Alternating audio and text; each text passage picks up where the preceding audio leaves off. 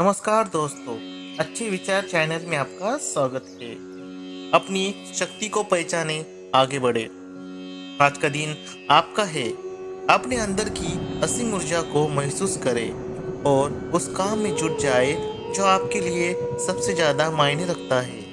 हो सकता है रास्ते में चुनौतियां आए, लेकिन याद रखें कि हर बाधा आपको और मजबूत बनाने के लिए आती है। अपनी पिछली सफलताओं को याद करें। आपने पहले ही मुश्किलों का सामना किया है और उन्हें पार किया है। हार मान लेना कोई विकल्प नहीं है। अपनी आंखें लक्ष्य पर टिकाए रखें, छोटे छोटे कदम उठाए और लगातार प्रयास करते रहे। आप में वह क्षमता है जो आप सोचते हैं उससे कहीं ज्यादा है। विश्वास रखें और कर्म करते रहे। जीत निश्चित रूप से आपकी होगी। धन्यवाद।